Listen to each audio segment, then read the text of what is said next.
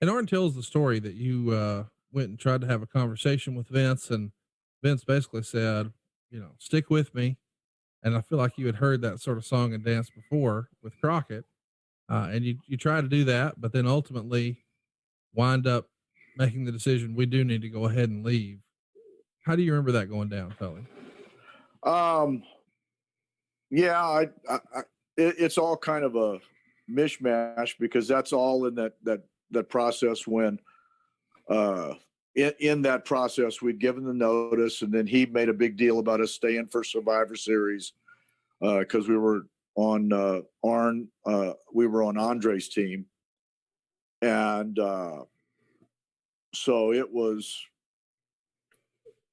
so on and so forth, and then that's when I flunked the urine test in Philadelphia, but they didn't tell me until a week and a half later after we had done the TV because they wanted to beat me up on TV. And so I thought that was good. But anyway, but that's, it's, and I got to say it on Jericho's podcast, but that's the only thing, I don't have a problem with me not being in the business. My life has been fine.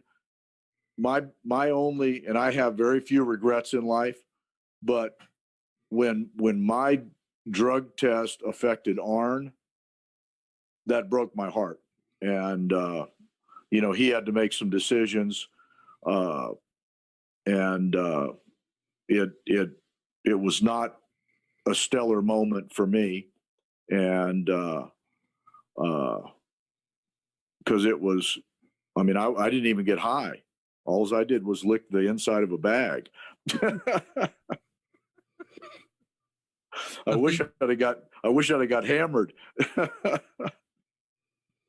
I think in my quick research, you guys were at a wrestling challenge taping in Wichita, Kansas, at the Kansas Coliseum, November 1st, 1989. Yep. That's when it all sort of came to a head. We recently visited, Arn and I have a little thing we got going called adfreeshows.com. It's like a super site for behind the scenes stuff on all of our podcasts that we work on. And we caught up with Jim Hurd, and, Jim Hurd, of course, is one of the guys who's controlling things for Turner when you guys were supposed to make the jump back. And ultimately he reneged on the deal that he had, not only for Arn and reduced the pay, but I guess he sort of helped end your wrestling career, right? Oh yeah. He didn't, they used it as leverage on Arn and didn't offer me anything. And just so you know, I'm the very first professional wrestler ever to flunk a drug test and not go back to work. I think that's what's been so tragic as a wrestling fan is I have to admit, I didn't really, when all of this was happening, I was 8 years old. So I was a little Hulkamaniac and didn't know anything or anybody. But when I get older and I go back and I look at tapes, I don't know, as a teenager, I start to have a newfound appreciation for the Horsemen. And then it just feels like one day in all of my tapes, where did Tully go? And then you pop back up on AEW and everybody collectively looked at their arms and said, "Oh, I just got chill bumps. Where has this guy been?"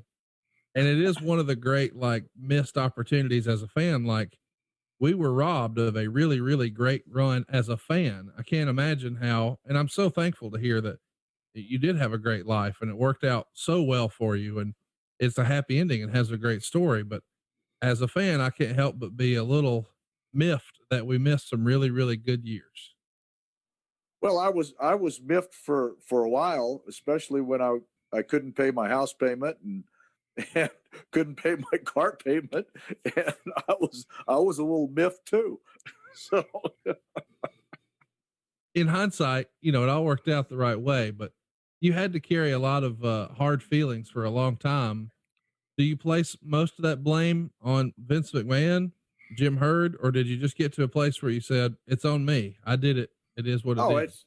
Well, I'm the one that made the stupid, idiotic decision.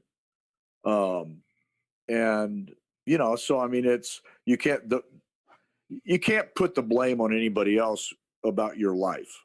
Right. You know, I mean, the only thing in the whole deal, Arn can blame me for being an idiot, but you know, Arn's came out of life as very successful, but it was hard for him just to take the friggin' pay cut that hammered on everybody.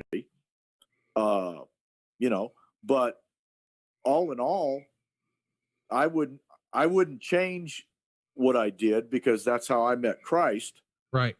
And that whole night when Flair called me and told me they found about the drug test, and they're not going to offer you the deal, they reneged on the deal, was the night at 4:03 in the morning when I asked Jesus to come into my life. And it was the first time I'd ever said the name Jesus when I wasn't cussing somebody. Right. And so from that point, over the next 3, 4, 5 years, when I was learning how to walk with the Lord, how I was learning how to forgive, how I was learning how to not hold grudges, I mean, that was a daily chore. And but as I'm now 30 years past the deal and pinching myself because, gosh, I'm on TNT. Right.